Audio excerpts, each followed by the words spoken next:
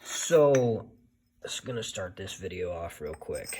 I roll that over a little bit, not to bash a brand or anything, but I wondered why my VE table or fuel table, I could not get it to line up. So there's a down and dirty way I talked about in the last video that I sent out the other day about, basically just throwing a fuel tune. Now this is not for HB tuners, it's just Holley. I've done enough HB tuners and I'm like, yep, I'm not interested in doing that anymore. Those percentages on those tables are a lot. But anyway, I got up underneath here and drained all the gas because I took the E85 out and put gas in for the winter, because I should send you a picture of what my injectors look like before they sent me a new set, and not pretty. But anyway, Snake Eater warranty those, and he's not paying me to say that, but he sent me a brand new set. And so I thought, hey, I had 9 pounds of vacuum at 600 RPM. It's wanting like 132 is the actual number on the Holley map. And I was like, that's no good. That should be like 50, 60, way down low, something like that. But anyway, and I'm not a professional tuner guy, so don't throw that number in your car and think, hey, that's going to work. There's so many different parameters and things that could adjust your tuning and your tunability.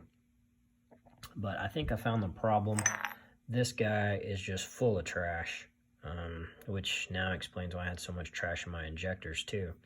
So anyway, not bashing a company, just make sure you check all the things, guys, and I checked the fuel, I put it in a clear can, and it worked out good. And I thought, well, while I'm at it, I'll go ahead and tackle this whole issue of, if you look over there, you can see, I just don't have any shock travel, and they bottom out, and so I have no separation, and then it just pops the tire, literally pops the tire off the ground and does a wheelie. So I thought, well, I'll get in here and do that.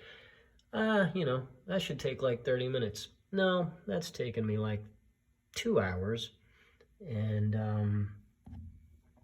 it has been a pain. But I got a longer bolt in there because obviously the first bolt wasn't long enough, and maybe we'll get this thing to hook, and maybe I'll get this fuel, but I'll update on everything and get this cleaned up. But that's what I was up to today, guys. And it's these little things, that take 3-4 hours, and you're planning, yeah, I'll get this done.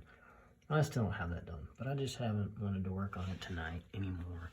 And so I just stopped. But you can kind of see there's the difference. I haven't put this shock back on, but hopefully it'll work like I want it to. And I used the old plasma cutter, so that's the old short leaf right there.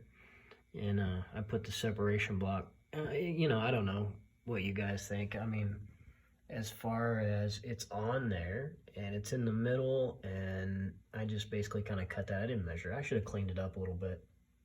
I haven't cut the other side, so I've got to cut it.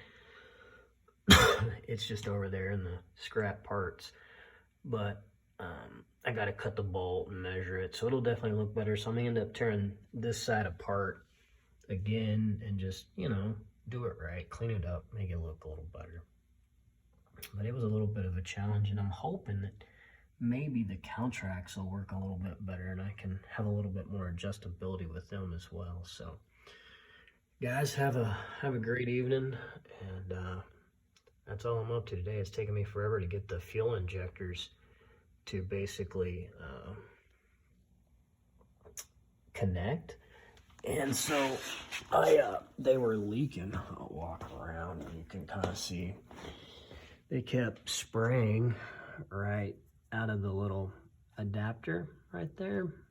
And so I just got mad the other day, and I had a buddy on Facebook that I reached out to. He just had a set, and so I just got them, and I just doubled this side because, well, anyway, I guess I must have pinched an O-ring or something. I could not get this second one to seal at all for the life of me, and so I just doubled them up. they're individual rails, so it doesn't matter. I mean, I had to change my bolt a little bit, but I actually used a grade 9 bolt or a grade 8 bolt metric. And so upgraded the bolts over what it came with. But anyway, probably gonna change up the old turbo housing. Gonna bypass the old, I don't even want to say it on here. Thinking about doing away from the intercooler. You can kind of see it down there. So when I use this pipe, some of you are gonna laugh at me. That's 2.5-inch pipe. Not a good idea. You know, that's 3.5. So you see the neck down right there. And that's creating IAT temperatures to get around 190 at the end of the hit, at the end of the run. And so it goes straight down there and it necks that 4-inch into 2.5. So what I'm probably gonna do is reclock the turbo, kick it up, and come this way right here and do meth injection. And so I got a good buddy Brian, and he's got a similar kind of build, so he was doing some test hits before the holidays, and we'll see. I'm digging over here as I'm randomly not really knowing what I'm showing you, but I don't know if you saw my welding my cast pan the other day, but I've learned I am not a big fan of welding aluminum.